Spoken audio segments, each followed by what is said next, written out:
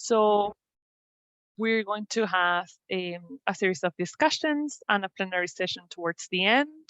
And we're also going to have Kolbassia Haoussou, the director of the Survivor Empowerment and Survivor Speak Out Network, together with Nadine Tunis, talking a little bit about the origin of this network. As you can see, there is a pop-out about recording. We're recording. We encourage you to have your camera on. However, if you don't want to be recorded, please turn the camera off. And we would like to remind you as well that there is interpretation available. You can see the button for interpretation on the lower bar next to your camera where it says participants, chat, share screen, record, interpretation. And just a reminder for those who didn't attend yesterday, that survivor engagement is also a big strategic area in the IRCT. And we're working on a project in this area with 5 member centers from a steering committee. So there will be more coming down the pipeline this year on survivor engagement, and we're very happy to have you here. And now I'm gonna pass the floor on to Sepide, who's gonna introduce the objectives of the program. Berta, you can pull up the structure if you would like. And Sepide and Kolbassia, the floor is yours. Thank you very much, Carmen. Good morning, everybody, and welcome to our session today. My name is Sepide, and I am member and coordinator of Survivor Speak Out Network. So as the Carmen mentioned, today it's going to be basically the workshop base, and we're going to go through, discuss the basically a scenario, and the objective of these sessions, today's session, are first to understand and recognize survivor agency and why they should be in the driving seat when calling for a change. Also to explore potential opportunities, challenges and risks in survivor-led advocacy. Another one is to identify best practice in creating a safe and inclusive space for survivors to speak out.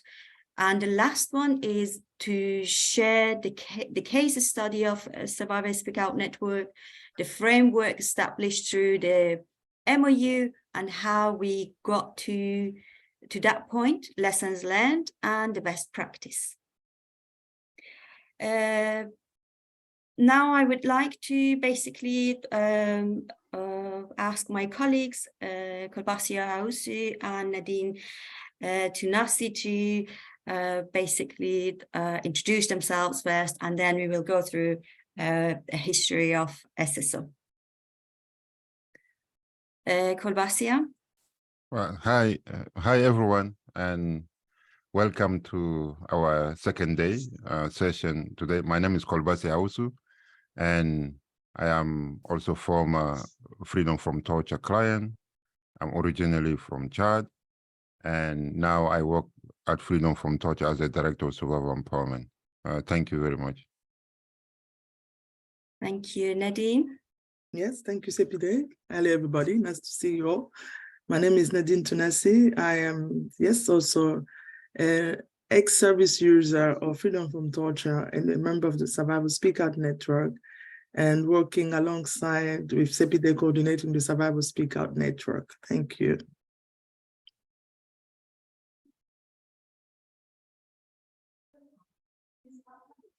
Thank you very much. So I'm sharing a PowerPoint with you guys, and then Kolbassia, could you please, just let me share my screen first, and then we'll ask questions from Kolbassia and Nadine. So can everybody see my screen? Yes, we can see it, but it's not full screen. I turn it into full screen. Is that okay now? Perfect. Excellent. Thank you.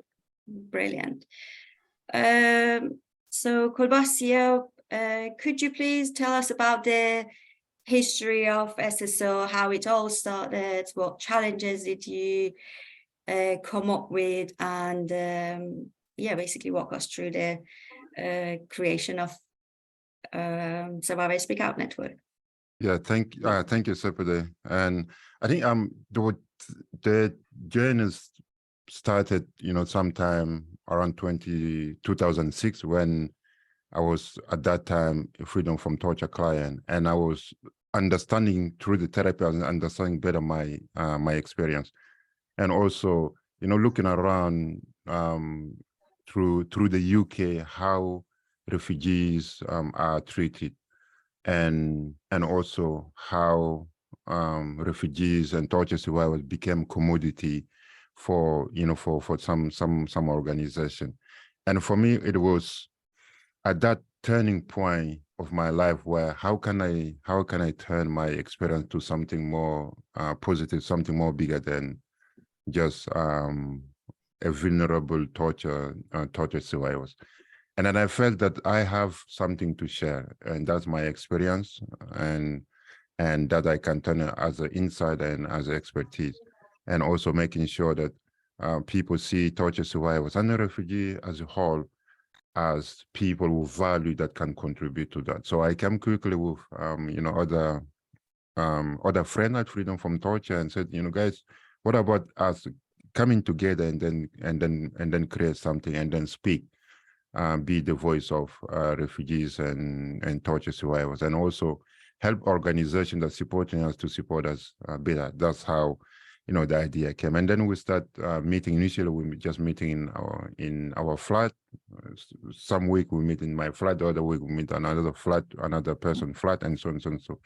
And then quickly, with the support of one of our therapists at Freedom from Torture, the network has grown quickly, and wasn't possible for us to meet in our flat. So then, we start looking at how we can get a support from organization. And initially, the only organization that we felt at ease and we trust and comfortable was Freedom from Torture. And of course, all of us emanated from Freedom from Torture, so we approached Freedom from Torture with that grandiose idea that we have, that we want to change, the world, the way that the world see torture survivors, and how we can fight, torture, So we had an opportunity again through our therapist to do a presentation to Freedom from Torture about, what we have in principle as idea, as a network of torture survivors that want to be the voice of torture survivors and fight torture, and also fight policy that really discriminates, torture survivors or people seeking protection. Well, we're really excited, and we come and then we're presenting the idea. And the challenges at that moment, Freedom from Torture was in a different position, and the Source Speaker Network was in a different position. One of the key criteria of our demand is that we as a network, we want to be independent on how we want to make our own decision. We want to be independent on what issue we want to focus on. We want to be led by our own, members and our own group. Basically, we want to be led by, by survivors. But what we want from Freedom from Torture, we want to support, we want expertise in terms of the policy, laws, and because they have the insight and all those kind of things. We want also office, we want funding and all those kind of things. But we want all of them, but with very little influencing on the decision that we're making, from Freedom from Torture. And at that time, I think Freedom from Torture was in a different journey, so we did not agree in that principle. So Freedom from Torture went their way, and we also went our way. And it was disappointing. I think that's the first really massive challenge that we faced, kind of to build that. And just a couple of years later, there's a different director that joined Freedom from Torture, and then because when we done all those kind of, it was recorded, and they come on the recording that we presented that, and then the person felt that that's a really key missing element that Freedom from Torture need as a voice of survivors. and then we came back together. And I was called, said, I came across this one. What do you think? Are you still willing to get the support from Freedom from Torture and work with Freedom from Torture, together to develop that? I said, yeah, if you can get us funding, absolutely, we are happy with that. So then we come back again with Freedom from Torture together, and everything that you have seen so far, that's as a result of that, of that journey. Thank you. Thank you very much, Kolbassia. So Nadine, could you please talk us through how the membership, how the members came together, and SSO's vision, aims, and core values, and the whole relationship with the FFT, and what Survivors Speak Out Network has achieved so far? Yeah, sure. So I first of all like to start by saying, really, the mission that really SSO strongly feel is that our mission is to promote survivor active engagement on issue that impacts our daily lives. For a long time, we've had people talking about our issues without us being there. And I think that one of our motto catchphrases is that nothing about us should be without us. We SSO really believe that survival can play a very big role, in the matter that concerns us, and then that we can raise awareness on the issue that we're facing, and including, raising our awareness on sexual violence, not only in the UK, but also around the world. So we have been advocating against torture. So SSO long-term vision is, to put it in a simple word, it's a word to really see a world free from torture. And we know that torture, comes with stigma associated to that.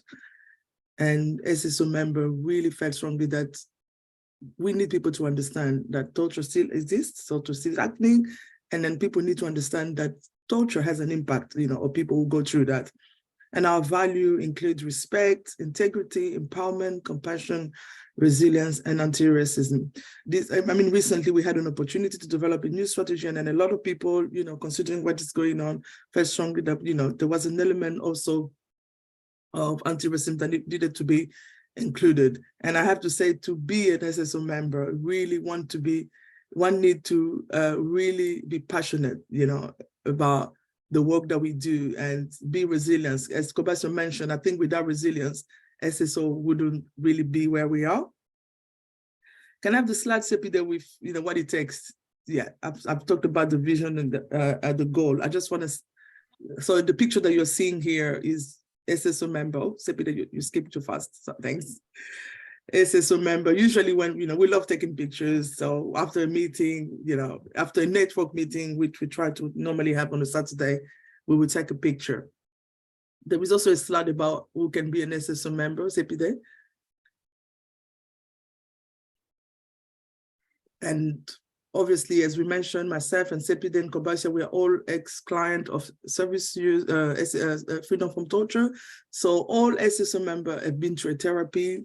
They finish, having sessions, and they feel like they want to be part of something, they want to raise awareness, and then so all of us are ex-client of Freedom from Torture. And also, as I mentioned, people were finished therapy, and also, to be an SSO member, you really need to be able to give your time, because you need to be able to engage, to come to our meeting, you need to be able to give your time to attend our engagement in various ways. Can I have another slide, please?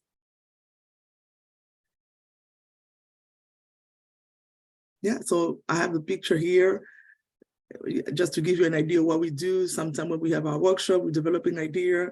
As you can see, really, usually we have our meeting on a Saturday. We are putting our ideas on the board, and yeah, members just love participating. The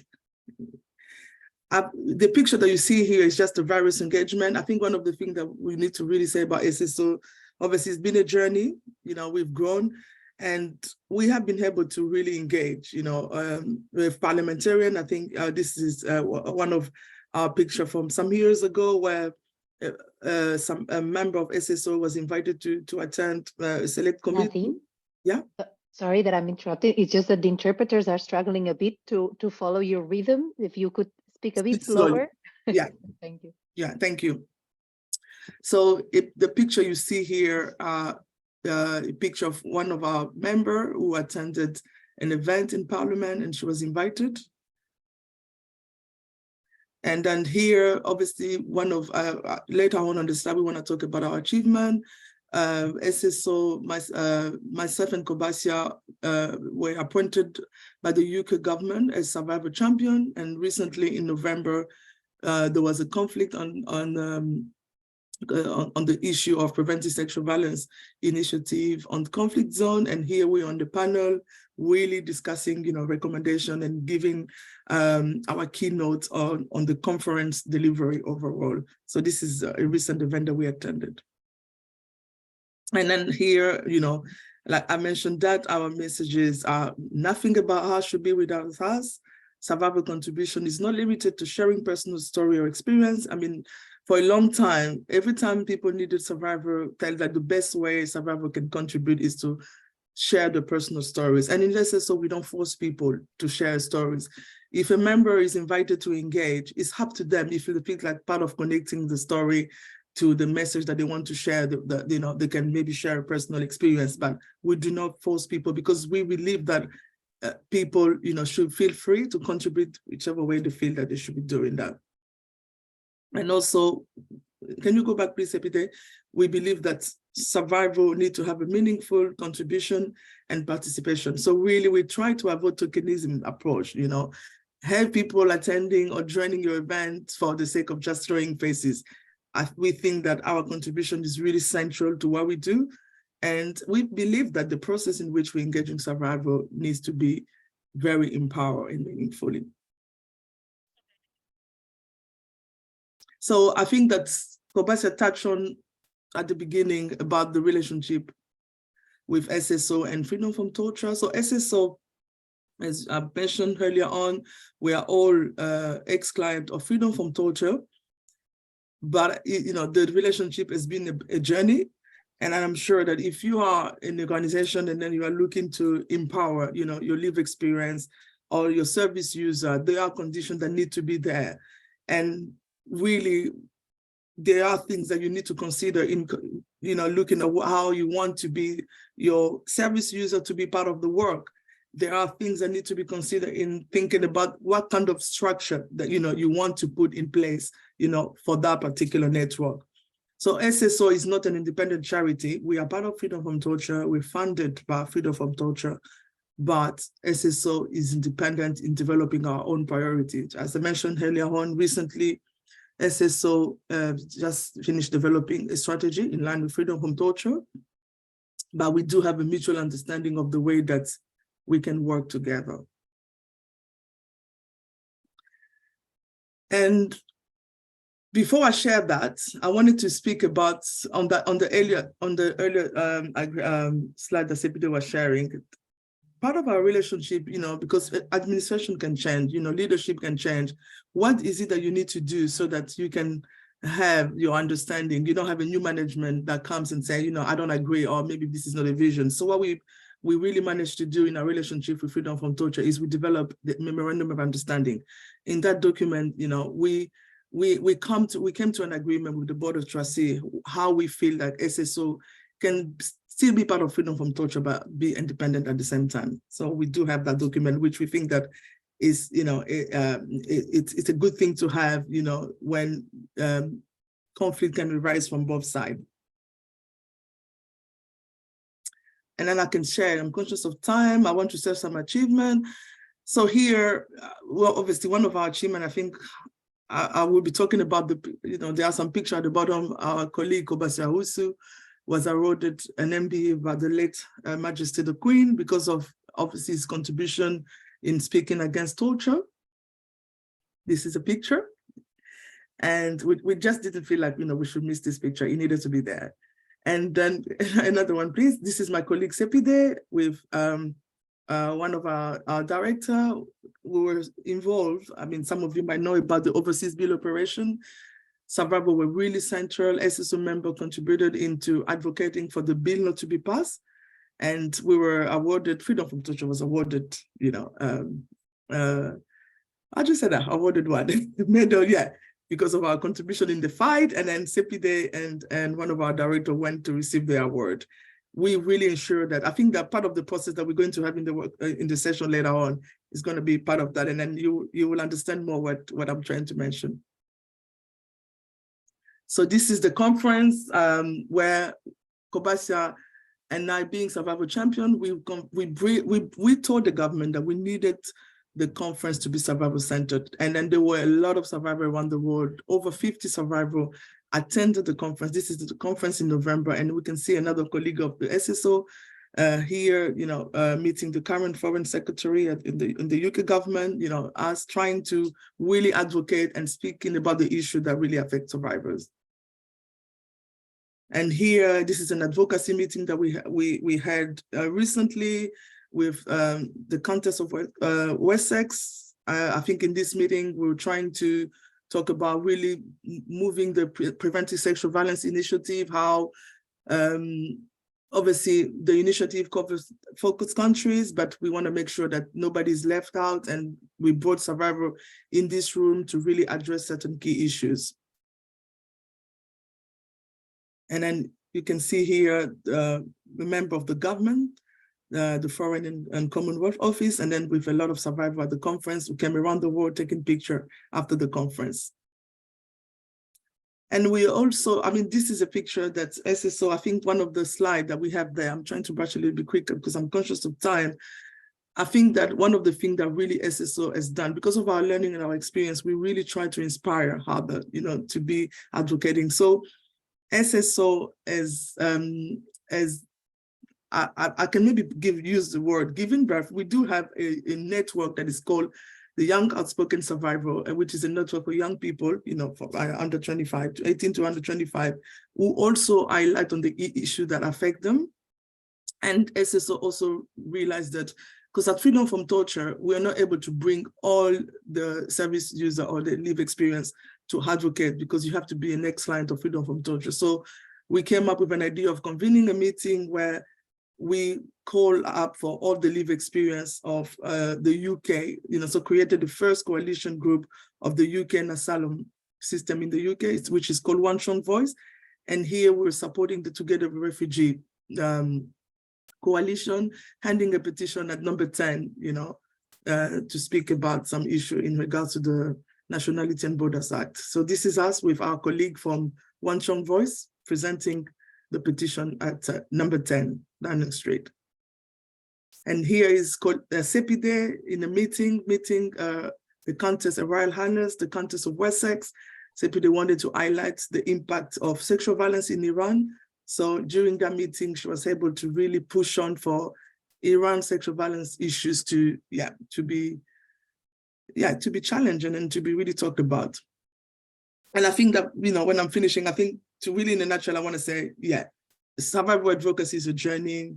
And I think as SSO, we've grown, we have a lot of things to learn. And I think there's a lot of lessons learned from, working for Freedom from Torture, but definitely allocating resources is really one of the things that is important. I have to say that one of the things that we really allow us in SSO to do our work is putting the right resources to support SSO member. People need logistic support, people need childcare support, people need to be supported to attend those meetings. So without that support, the work cannot be done.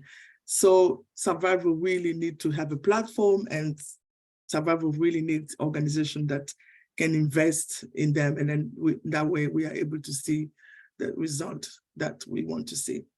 Thank you. Thank you so much, Nadine. That was incredibly interesting to see how it all formed and the agency of all the survivors involved and your achievements. And in the interest of time, I think we can proceed. And Sepide, you have a scenario that you want to read out. And for the participants, this scenario will be the one that we will be discussing in the breakout rooms. But Sepide, I think that we will also copy the text of the scenario in the breakout room so that people can remember. So the floor is yours. Yeah.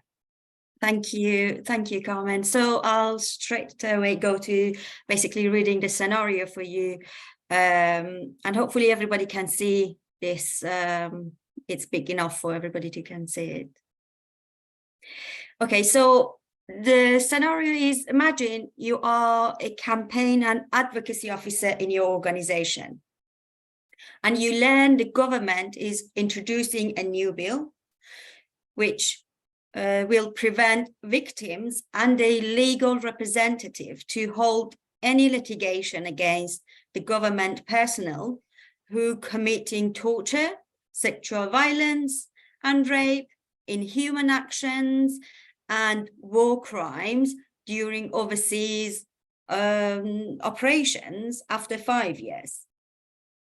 So as you are aware, in many cases, it might take many years for survivors, survivors of this crime to come to the terms and decide to speak up and basically take action about what happened to them, and decide or even have the opportunity to take action against the perpetrators. So this is the scenario that we have in place. And now we are going to breakout rooms. I am just stop sharing. Thank you so much, Sepide. So our technical support Thank you. will put us into breakout rooms. So all the participants will see the pop out asking them to go into a breakout room, and we have 3 sets of questions that we will be discussing within the next few minutes, and both the scenario and the question will be pasted in the breakout rooms chat. So bear with us while our technical support is. The breakout rooms are ready, Carmen. Just to let you know, there will be 2 breakout rooms, one for French and one for Spanish, and the rest will be in English. So the way I've set it up, it's 6 breakout rooms, and you will see between brackets the initials of the facilitator. So Kolbassia, you will be in the French one. Nadine, you will be in English 1 and 2. Sepide, you will do English 3 and 4, and Carmen, you'll be in the Spanish one. And I'm going to open them now. So you should see now on your screen, and you should be able to choose the breakout room you want to be in. Yeah. So if you click on the join a breakout room sign, then the list will open up, and you just need to join the one that is most convenient to you. I can see people are joining already. Yeah. I'm also going to remind with the time. Yeah, I can see there's 3 participants in the Spanish one already, so I'm just going to go there, and we can start with the discussions. Yeah.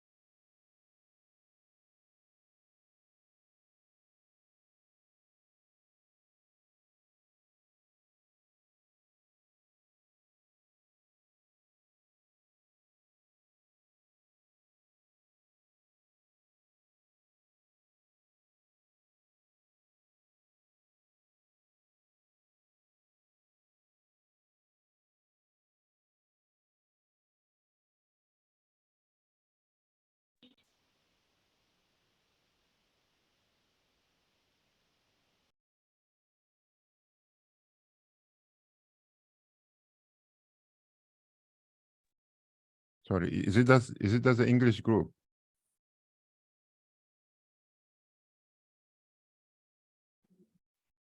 Yes, do you hear me?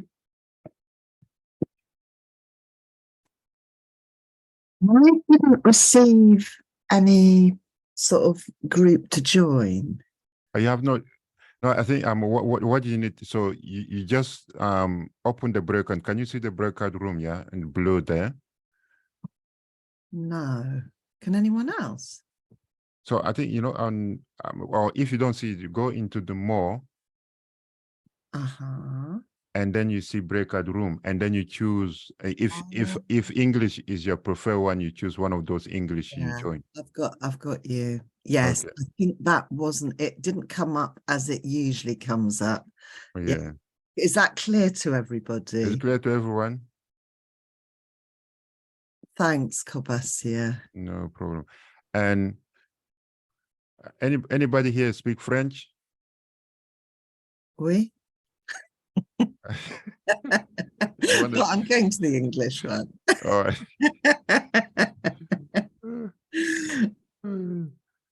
Yeah, Ibrahim. Au revoir.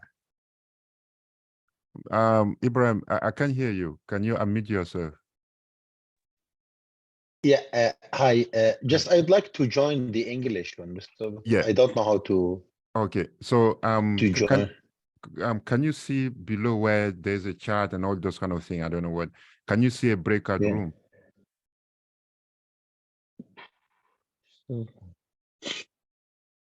More. Less. Or if not, go into more. Yeah. And then see. Yeah. Yeah. But interpreter. So then you choose Chat meeting setting. no. In there, can No. you see breakout room? If you see breakout room, so then you select one of the English and you join the English. Can you see? No, I couldn't see anything. Chat meeting setting. Background effect interest. That's it. No break. I cannot see it. You cannot find breakout room. Ibrahim, I No. can move you. I can assign you to a breakout room. Yeah. Just let me Yes, know please, which to one you English. wanna. Yeah. The English one? Yes. Yeah. Yes. Shirete, do you want to join one of the English breakout room? We can send you to that. Yes, please just send me because I cannot go. Okay. I will send you. Okay. And Kolbassia, I think there's three people in the French one. Okay, yeah, I'm gonna go because I think I came here, people struggling, people not understanding where to go. So all right. I'm gonna walk them. Okay, so yeah, you walk them there. Thank you. Yes.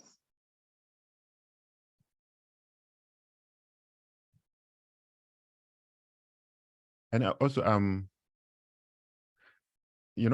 better because when I went to the breakout room and I tried to look at the chart, the text is not and the chart is empty.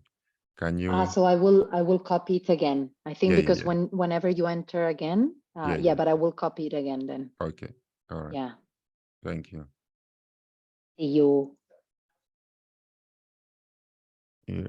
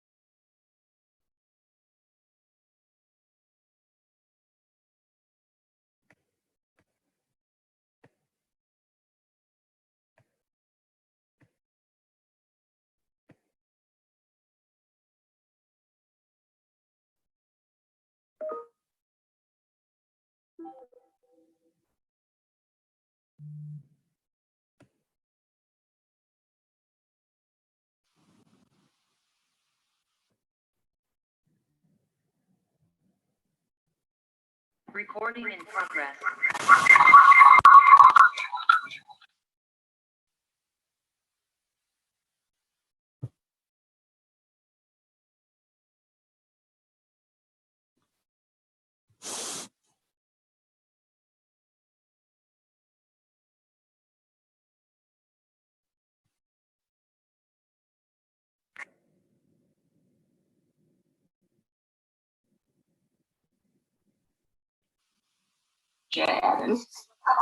Get my, am I good?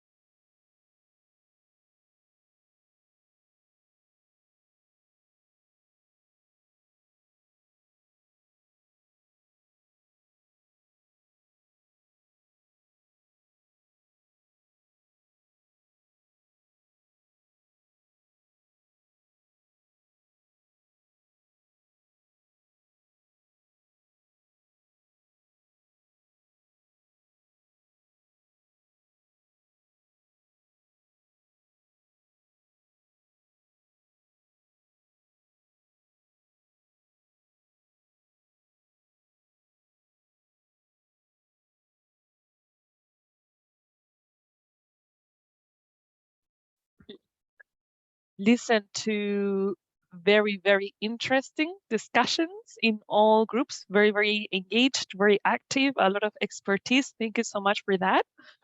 Now we're going to have a 10 minutes break before we go on to the last session. The last session we will be all together, and it will be the plenary session that will be co-facilitated by Kolbassia, and we can all put in common all your answers, discuss comments together, and share what's been happening in each of the breakout rooms. So we can go into the 10 minutes break now.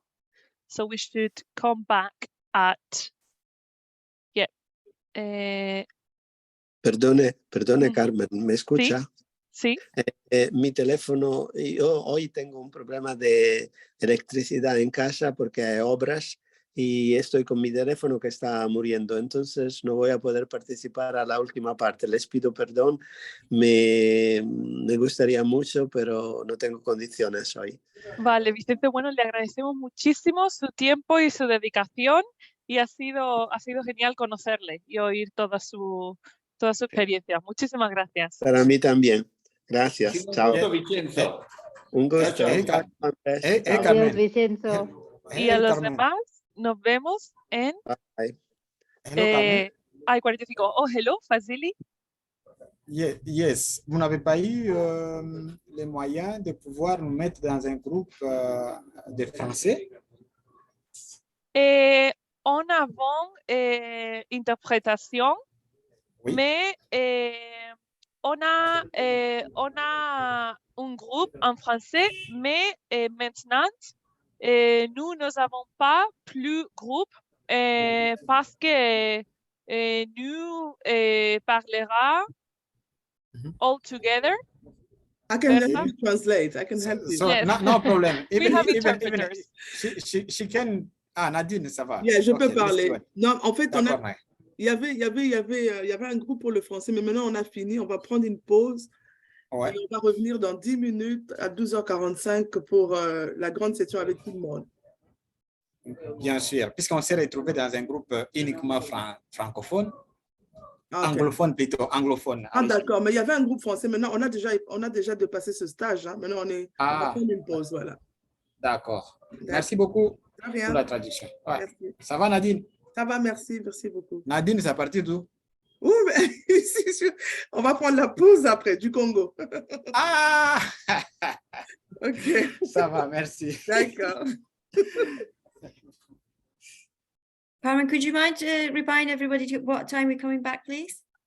Yes, actually people can see it on their screen because brilliant. Thank you. Yeah, Berta has put it up. So at 45 to 12 Central European time, or also 11:45 UK time.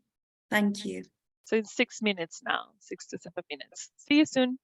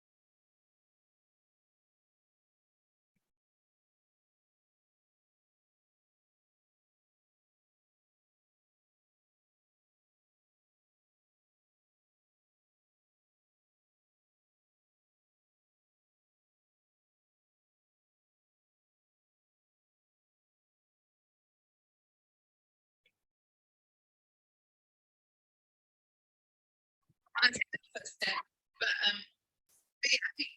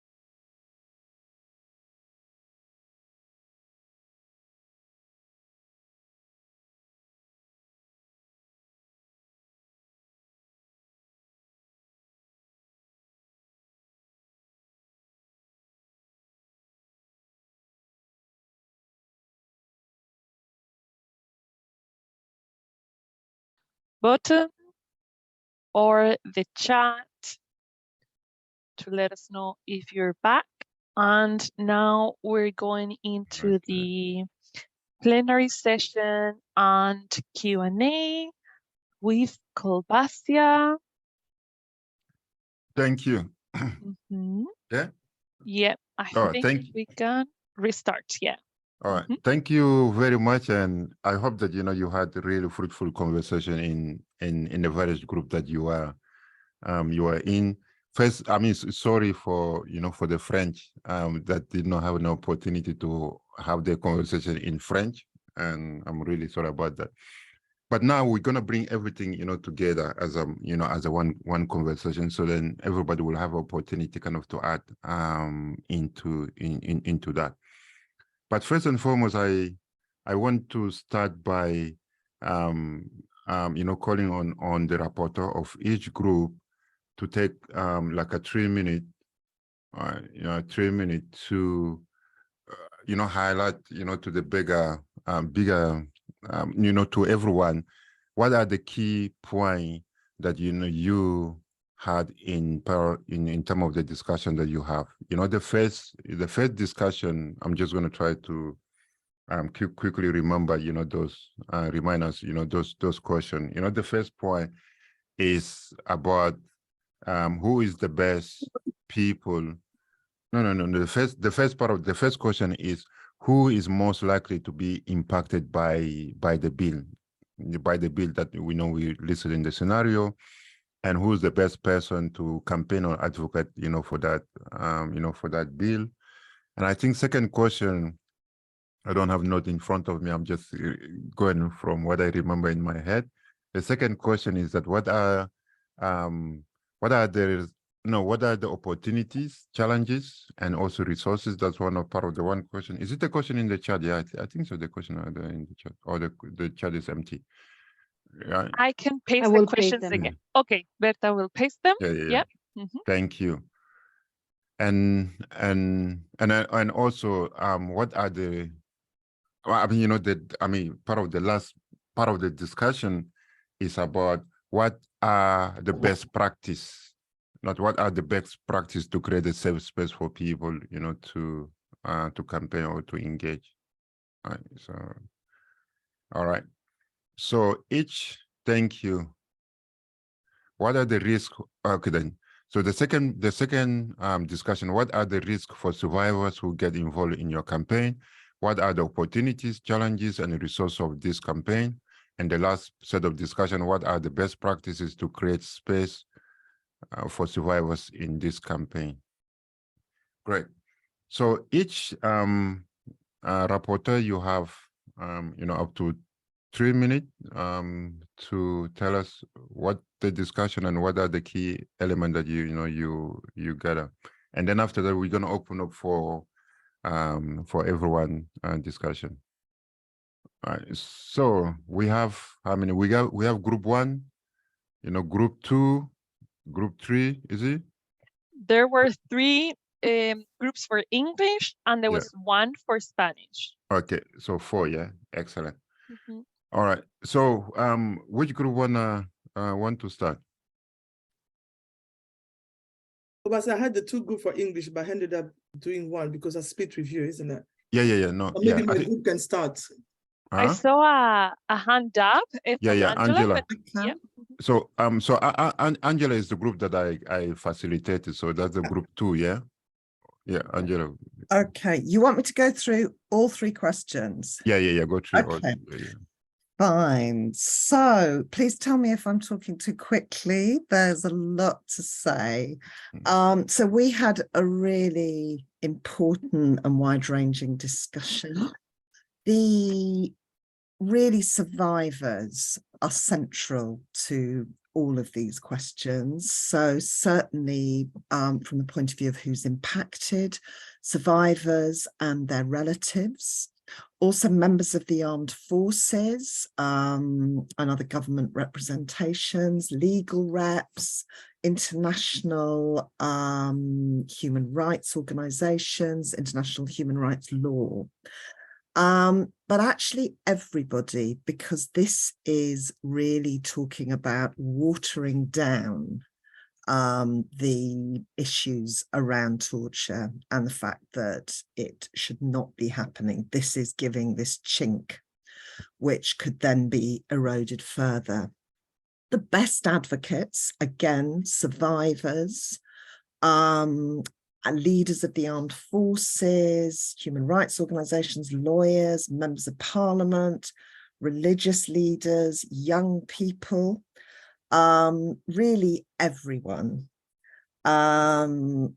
So what are the risks? The risks are actually really significant and should be really carefully thought about, particularly for survivors whose own safety, their asylum case, depending on where they are, maybe they're still in the country where the torture took place, their families, and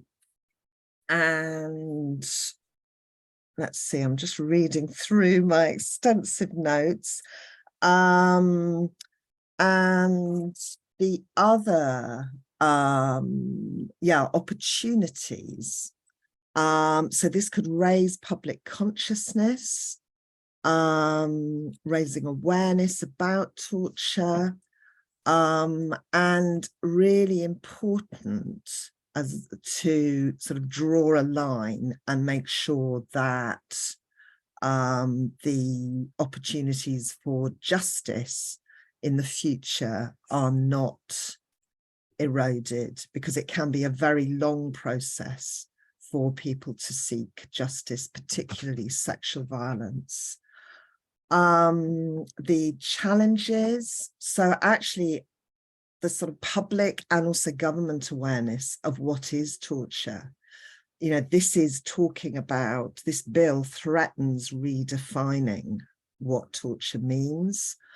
And the resources that will be needed for this campaign are around training and support, really important to support particularly survivors who are speaking out about this.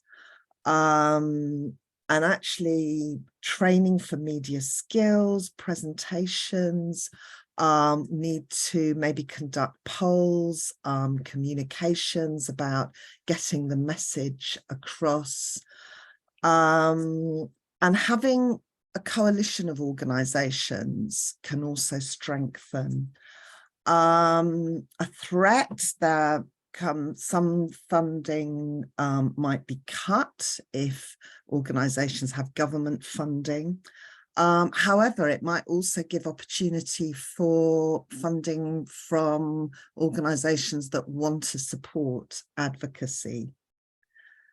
And then identifying best practice. Really, the important thing is to ask survivors what they need and how they need it. So the question to say is, how can I best support you? How can we as an organization best support you to do this work? Make sure that people really understand that they have informed consent, that they discuss the risks that they or their family may be subject to, thinking about the impact, how those risks may be able to be mitigated, or whether they might want to contribute anonymously and not be identified. Thinking about language, about childcare, about making safe spaces for survivors, for women survivors, for survivors of sexual violence. Need to be safe spaces with support available, because this can be quite re-traumatizing. And then also thinking about best practice for the media as well. And perhaps also for any internet, any social media backlash, making sure that people are supported and protected.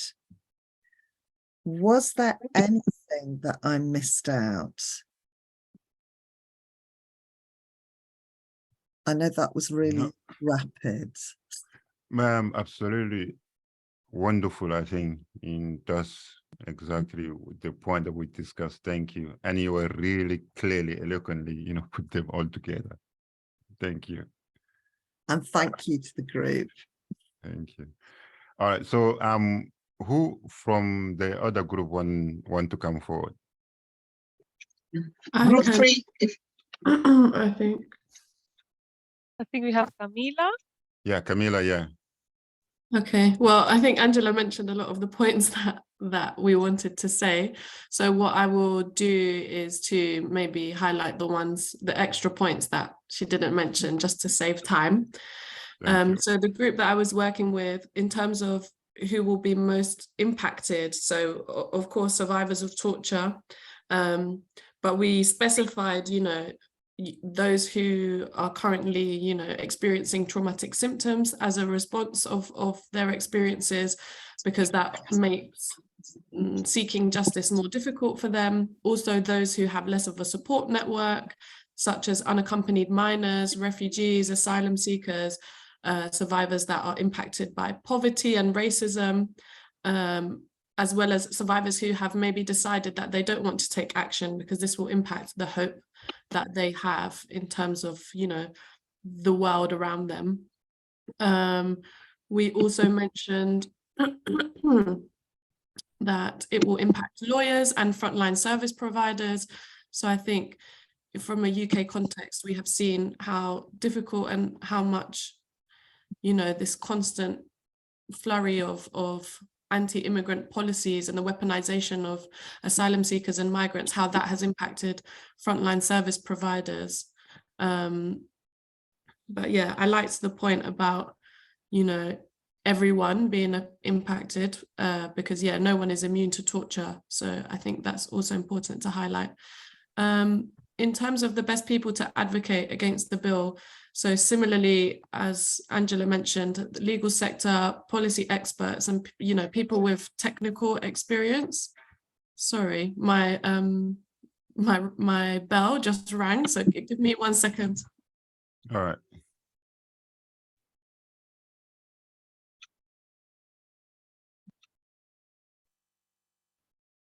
The beauty of webinars in direct, yeah.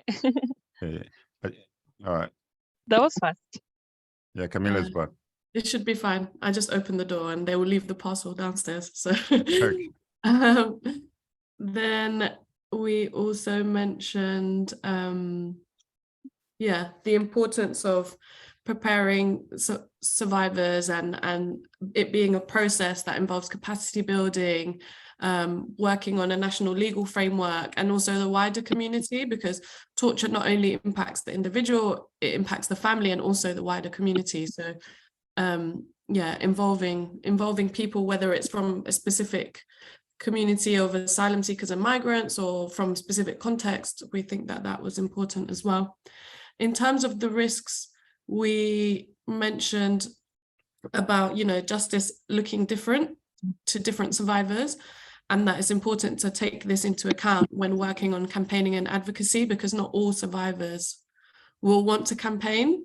Some people will like to reclaim parts of their life that maybe they lost as part of the torture. Some people make campaigning traumatizing because, being faced with politicians that don't seem to be doing much in their favor, this can also be a difficult aspect. People, another risk is, the judgment and stigma by acknowledging yourself to be a survivor, be it of whichever type of torture, specifically in communities that are more conservative and that there's more of a collective focus, that could be stigmatizing. Also risks involved in managing expectations. What happens when you do all of this work towards a specific bill or policy, and you may face many challenges and obstacles on the way. So how to manage expectations amongst the survivors that you are working with. And on this point, it was mentioned that, you know, success can look different to different people, and that, you know, for a practitioner, say for example, a policy and advocacy specialist, success can look very different to a survivor. You know, a survivor may say that's not success, like we haven't got there yet, or they may be like, actually this is great, we've managed to speak to this person, we've got the topic on the table. So it can really vary. What else? Yeah, physical safety, and having good ethics around safety is also something to take into account. In terms of the opportunities, yeah, again, similarly, raising the profile of the topic of torture and survivor perspectives. In terms of the challenges, we said, you know, involving survivors who don't necessarily want to speak publicly, how to incorporate them into processes to ensure that a multitude of voices are heard, and it's not just, you know, one or two spokespeople. We also mentioned that, you know, sexual and gender-based violence disproportionately impacts women and people from the LGBT sector. And so taking into account the different challenges that are affected by specific groups, specific survivor groups that you are working with, and how to ensure that you as an organization are taking that into account and supporting people so that they can effectively participate. In terms of resources, it was quite summarized in the sense of do not assume, just ask, and making sure that you're including feedback into the work that you're doing. And yeah, that also links to best practices. And best practices involve collaborative work. So for people with technical expertise to brief survivors, to make sure that everyone has the same level of information so that they're able to participate meaningfully, and that, you know, you should engage with survivors from the outset and involve them in the strategy of the campaign or of the advocacy process. Often many organizations consult survivors as an afterthought, like, oh, let's get the perspective of a survivor on this topic. And that obviously is tokenistic, and it's not a way that we want to encourage people to work. I think another point is the need to develop trust, and how this happens almost, it needs to happen before a specific campaign is launched. You know, the survivors need to feel that they can come to you if they don't feel like they want to participate, if they feel like the direction that you're going in is the wrong direction. So trust is very important. And yeah, I think that's a summary, and unless anyone else wanted to add anything. Thank you so much, Camila. It looks like a very, very informed answers that we're getting, aren't we, Kolbassia? Yeah, excellent. There is a couple of comments on the chat. They're a bit lengthy, so I'll just pick one of them and read them for everyone, and then we can ask the other groups to participate. Maybe the Spanish one wants to participate. So I'm going to read this first. It's a comment from Lenin Raghuvanshi, who is part of an RCT member center in India. And he says, testimonies are being used for campaigning against torture, bringing change in legislations, awareness and sensitization about violation of rights of the marginalized people, judicial reforms, and many more. Thus, testimonial therapy offers a platform for victims to narrate their suffering and transform their pain, and not only get healed, but be the crusaders in saving others. Whether the frame of reference is existential, psychodynamic, psycholegal, spiritual, political, cognitive behavioral, or narrative. These aspects are in sync with features of social work. Thank you so much, Lenny, for sharing this with us. And Kolbassia, maybe we can ask another group. What about the Spanish group, which was very active? Does anyone want to contribute?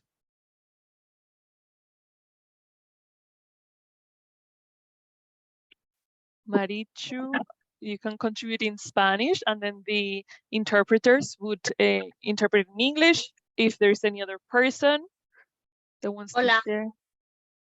Yo puedo empezar, pero le pido ayuda a la compi de Free From Torture porque creo que Vicenzo no está, Andrés se ha salido, o sea que estoy sola en el grupo porque ha habido un ratito que yo me cambié y me desconecté unos minutos. So we're going to Entonces, have the support from Fernanda, who was also in the Spanish group. Actually, Fernanda was using her Spanish, but you speak English as well. And Marichu was calling for your assistance too. So I don't know if Fernanda, you want to share some of the things that were discussed in your group.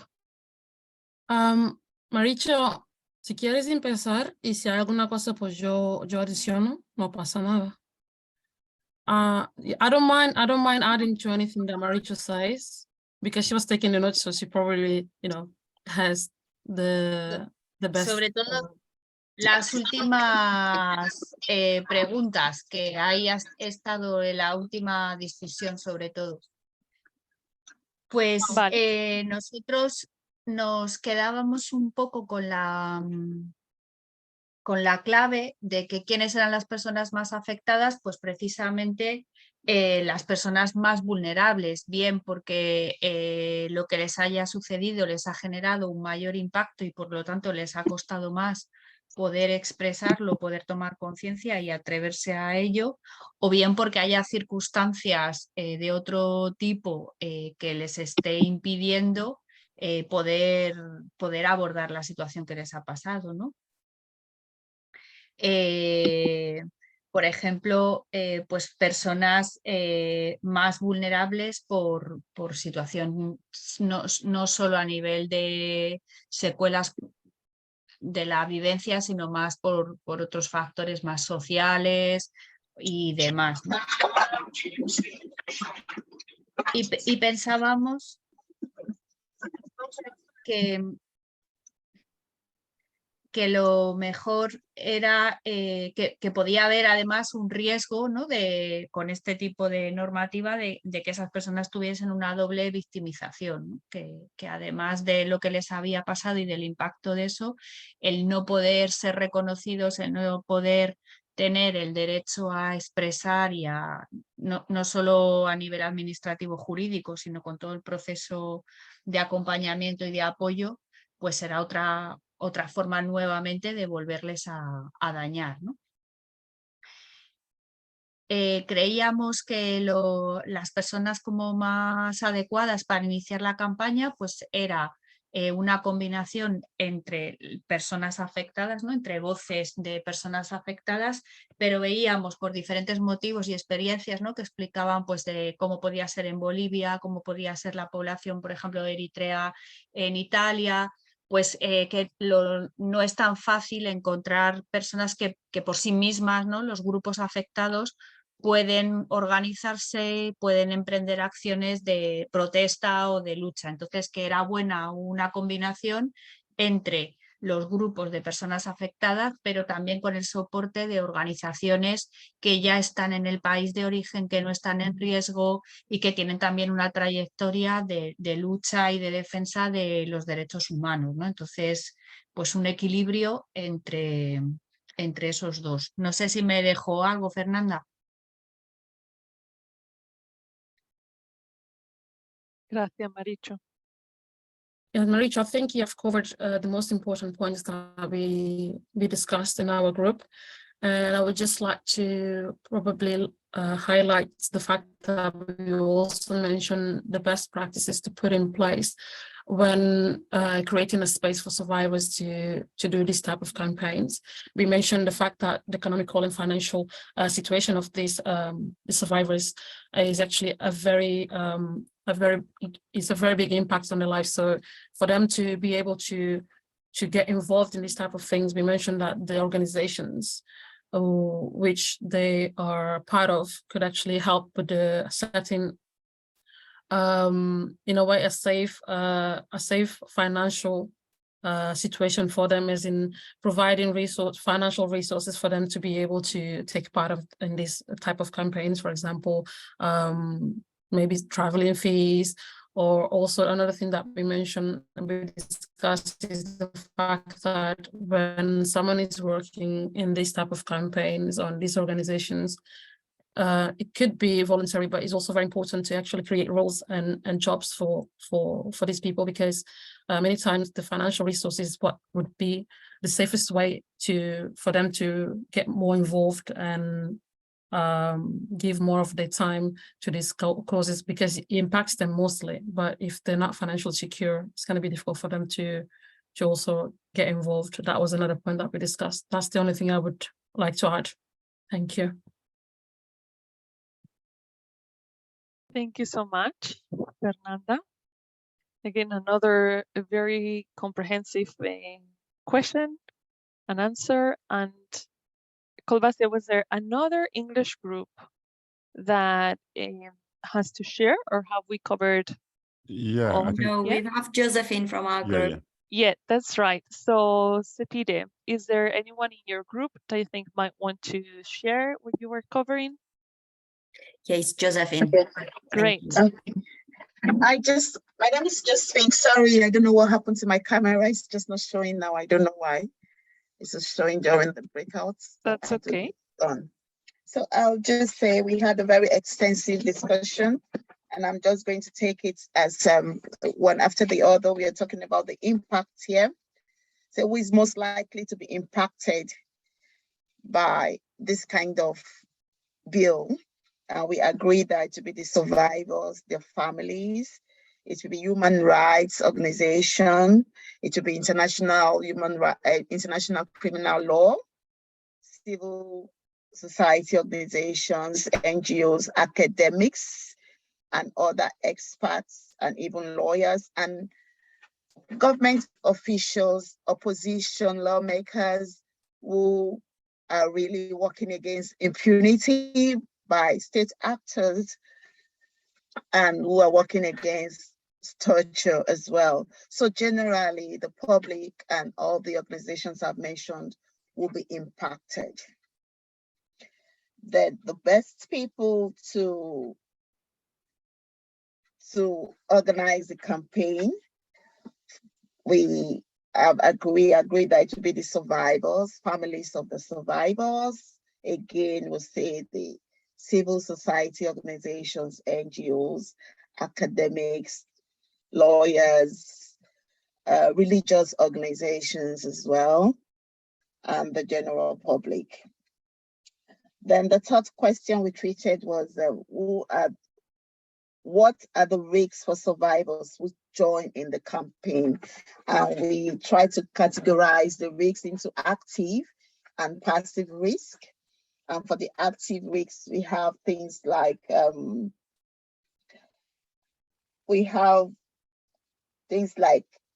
survivors who participate being threatened to withdraw from participating.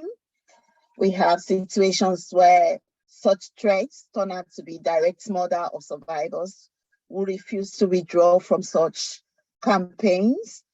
We have religious, cultural, and traditional influences that could hinder survivors from campaigning or joining in such campaigns. There could be taboos in some cultures or in some countries that makes it not only impossible for them to participate, but because of the resultant effects of their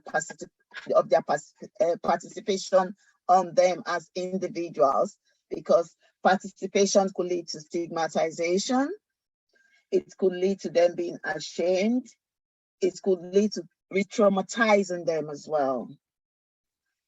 So these are risks for survivors.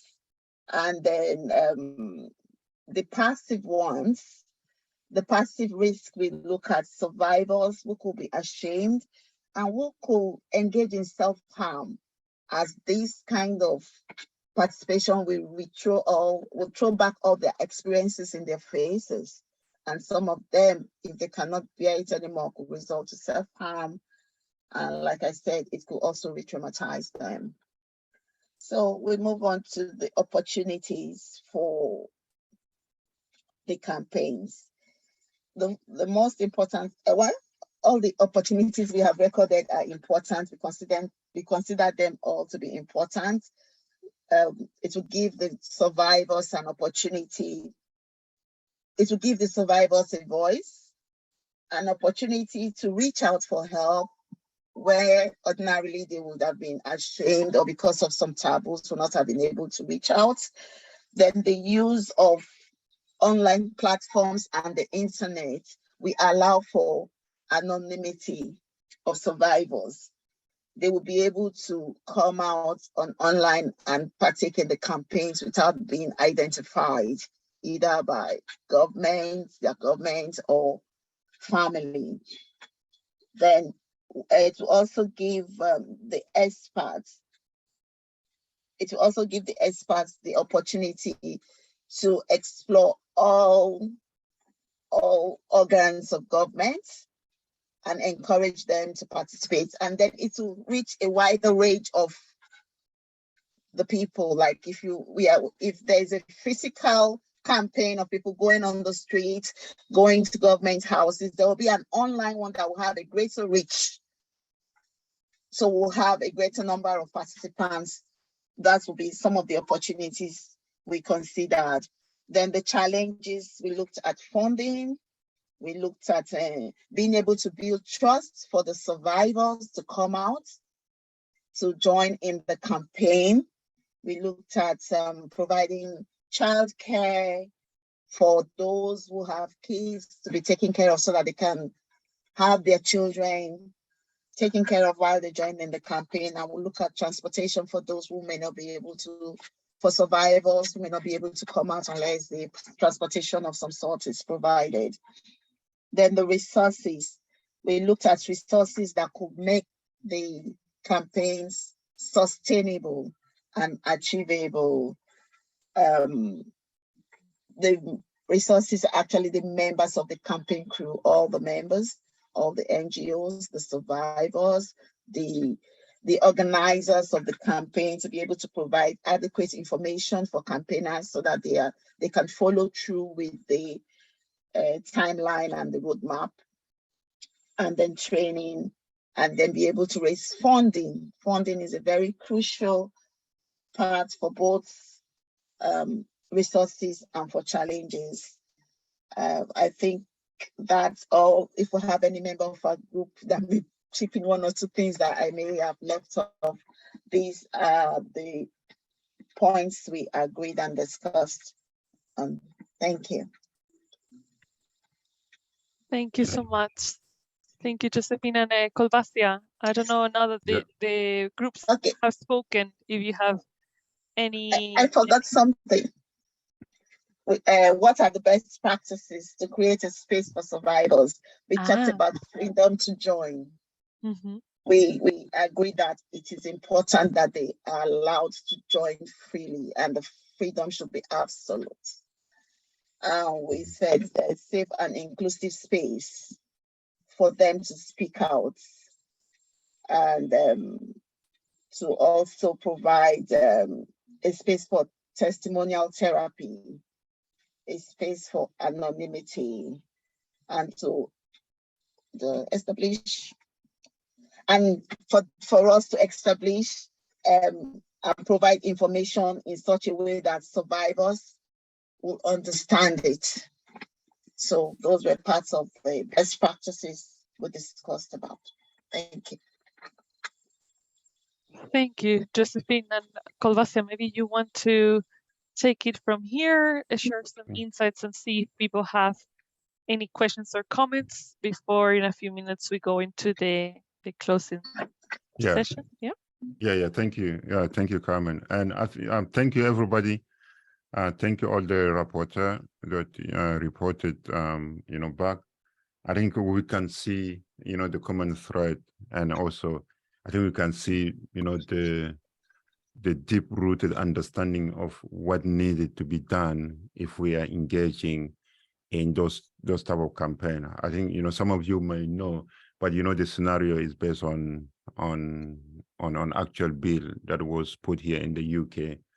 And I think freedom from torture, with survivors, this was Speak Out Network, and also I think the community at large, the RCT, we managed, to defeat that bill. So now the bill does not, it did not turn out to be enacted at the end of the day.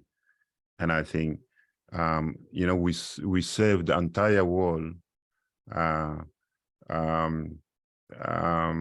by not allowing, one powerful country as the United Kingdom just to legitimize torture and also legitimize act of personnel that go in and flying in different country, committing crime, violations, and because they're from United Kingdom, so they're just gonna bypass justice. So, and I think, we need to say thank you to everybody.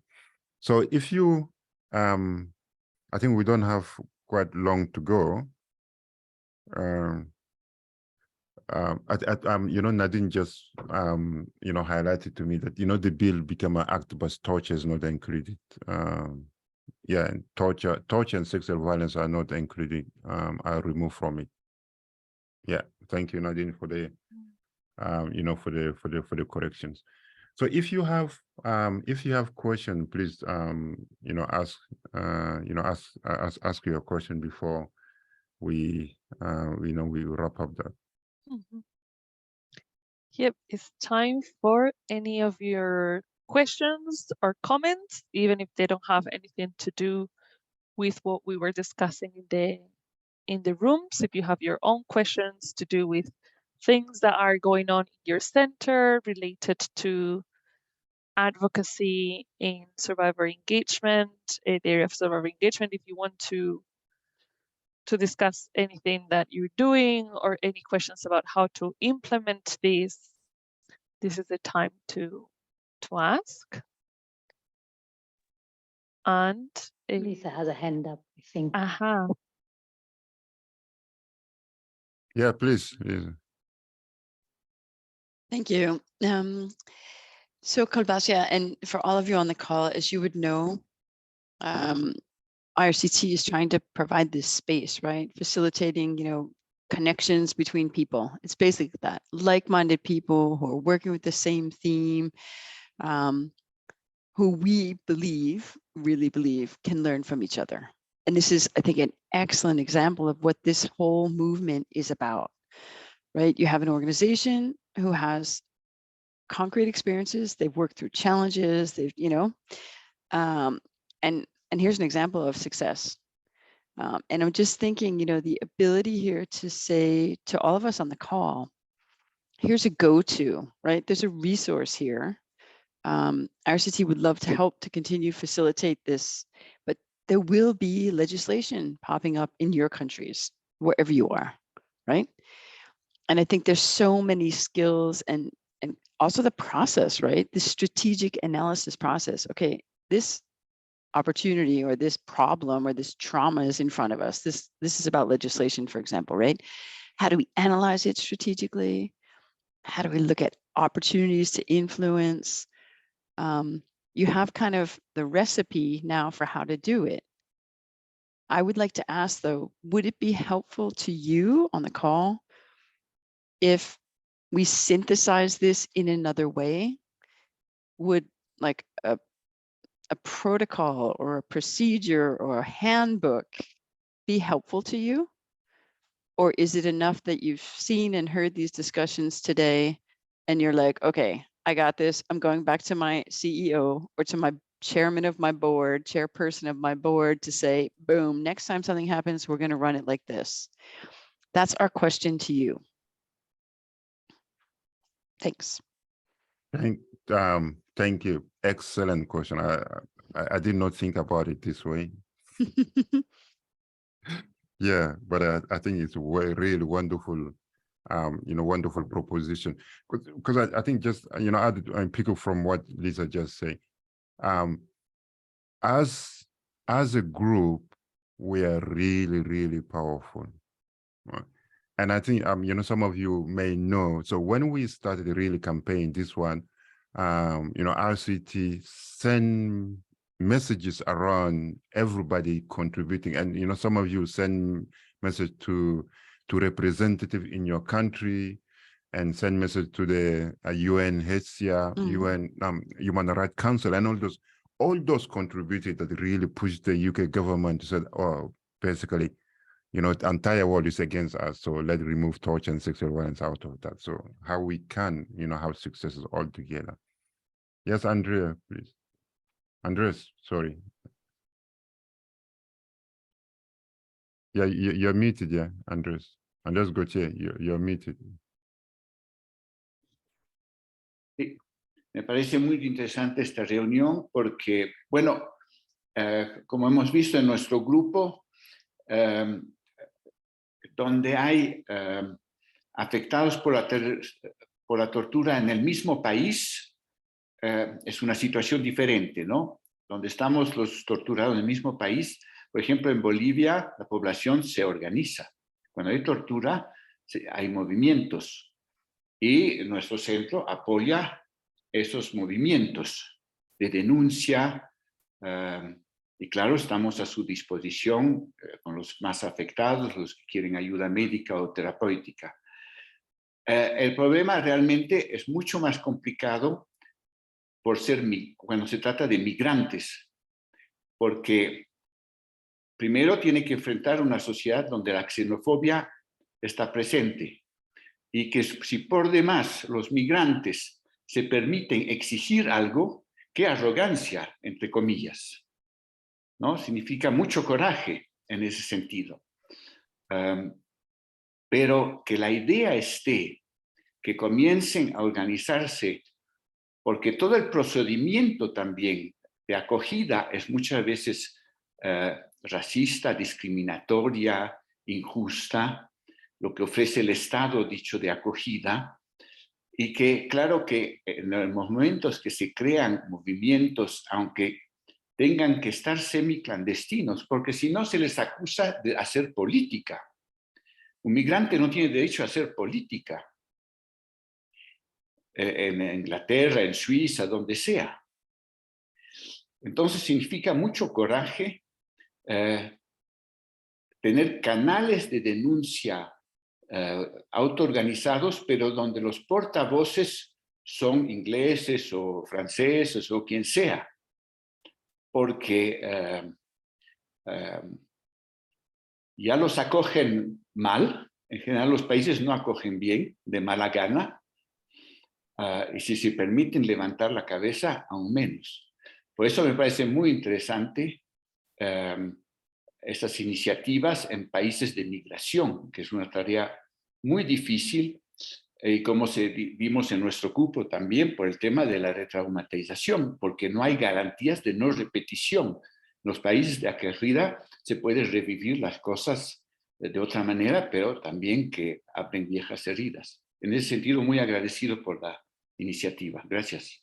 Muchas gracias, Andrés. Nosotros también estamos muy agradecidos de tenerte con nosotros y tan activo en los breakout rooms. And if there is no other questions, we're coming to the conclusion. But first, we would like you to complete a poll, but I can see, Kolbassia, you have your hand up, so. Yeah. Can I just have 1 minute just and then conclude and then give back to you. I think it's really important to understand. I think for the last 2 days, Freedom from Torture facilitate this this seminar. That's part of the RCT strategy to really put the survivor engagement at the center of that wider communities. Freedom from Torture and also other organizations, 5 or 6 organizations together. We want to put the expertise that together to support the whole community. I think what Andreas was saying. So that's part of that. As a group we can support each other. That's why we with the RCT and we RCT members come together like 5 organizations right now, put all the different expertise together to support all of you. And also I think you can see on the chat as well the better put call for call for paper in terms of the service survivor engagement that you have. So you go click that, and then also put proposal forward. And if you put proposal forward, so we'll be able to kind of to support you, to get in those journey. That's why we are here. So I think to finish, I really want to say really massive thank you, to RCT, to Carmen, Beth, everybody in there, and also at Freedom from Torture, and especially want to really say massive thank you to Natasha, because Natasha, and people that have been here yesterday, seeing Natasha presented yesterday, I think Natasha was really behind this Freedom from Torture webinar, and working really hard in the background, organizing, putting and everything. Now Nadine, Sepide, and myself, managed kind of to deliver that today, and those that delivered yesterday. So we want also to say thank you to Natasha for that, hard work again. And then I think we're just gonna look forward, at Freedom from Torture, to support RCT strategy in the survivor engagement. So thank you very much. Carmen. Thank you so much, Kolbassia. The RCT is also very glad and very excited to have Freedom from Torture working together with 4 other organizations in this global survivor engagement project. And as you just said, a reminder for everyone here, there is a link that you can access in the chat regarding the call for papers for survivor engagement for the Torture Journal, which is an academic journal, but also a practitioner's journal. So if you have experiences about survivor engagement in your centers that you want to share, that you think could make it into the Torture Journal, we would like you to make your submissions until the 31st of March. And I have also left my email address on the chat. I'm the focal point for survivor engagement, and we're going to look to involve more organizations in this very exciting and growing area during this and the coming years. So don't be shy to reach out. And Lisa, would you like to say some words before we finish? Sure.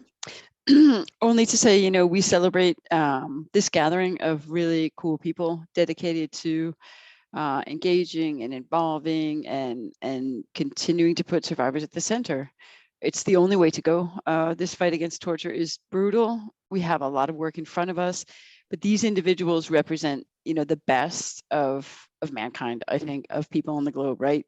This is the resilience. This is what we want to capture. And I would say, so please join us. It's KRCT Kosovo who's on the steering committee. It's TAS from the US who's on the steering committee. It's Tree of Life Zimbabwe working with us. It's ASAF from Israel, and it's Freedom from Torture, who are the initial group within RCT. But we'd like to see more join. So this is what it's all about. And we will, I think, I'm hearing, we'll try and see if we can get some of the tools from Freedom from Torture and maybe develop it into some kind of guideline. I saw a couple hands go up that something like that might help. So is it a guideline for how to do good advocacy with survivors? I mean, a tool, right, that you could use. Maybe that would help you to speak to your board member or your senior managers, because I think that's the crux of the matter. We need to get senior management in RCT member centers around the world behind these ideas, or else it's not going to fly. So with those words, Ibrahim has his hand up, so I'm going to say thank you from RCT, and it's been massive teamwork in the virtual space here. So applause to anyone who put this webinar together. Ibrahim, over to you. Thank you. Hi, everybody. I am so glad to be here with you, and I really thank Paula, who invited me to this meeting. I really get a lot of benefit from gathering with you. My name is Ibrahim, and I am from Bahrain. Currently, I'm based in Ireland, and I am one of the medical staff who was arrested and tortured because we treated injured protesters. And just I would like to say that we have a lot of prisoners now more than 5,000, and a lot of those who tortured, and some of them released, and they need some help. That's why after I released, I start to speak out on behalf of them, and in Geneva and Human Rights Council and organizations who is supporting the tortured. And currently we are doing some activities with the Esperasi, and I am one of the member of Survive.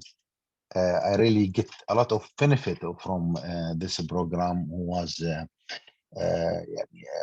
they take a lot of care for torture and or who those who tortured, and really I feel that involving in some programs and participating in these meetings give a lot of support in starting the new life, in starting to continue the life, and also to start to support those who cannot be engaged with the organizations, or with the who is supporting the tortured or victims of torture. Thank you, and I really appreciate if any invitation like this meeting. I would like to participate, because I am also in a process with some friends in establishing an organization to support our people in Bahrain, and really they need a lot of support, and by sharing the experience with people like you, I think we can help a lot of people. Thank you for this meeting, and I really get I took a lot of notes, and I will listen to the also to the conversation if there is a link, and I hope that I can participate in other gathering. Thank you for speaker and for those who participate. Thank you. Thank you so much, Ibrahim. We're very pleased to have you with us and to see you again. And of course, we will forward you any invitations of similar events. So thank you so much.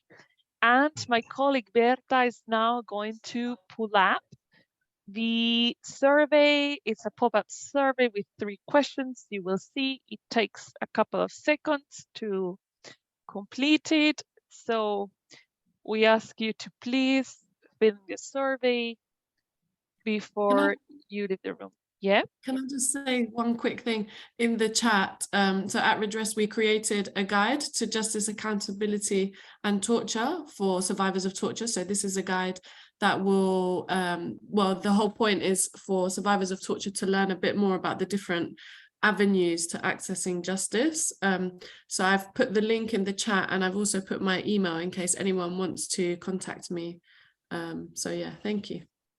Thank you so much, Camila. We have your link for Redress Guide to Justice. Thank you so much. So people can access the link to the guide. It's in Arabic and in English, and we'll be releasing one in Spanish and French as well. That is fantastic. Thank you so much. And I think with this remark and with this poll, we're coming now to the conclusions. It was a pleasure to be with you today, and thank you so much for your participation. Thank you so much. Thank you, everyone. Bye-bye. Thank you. Bye, everybody. Bye, everybody. Bye. See you. Bye-bye. Thank you. Bye, Thank everyone. you. Safe. Everyone. Brilliant. Bye. Thank you.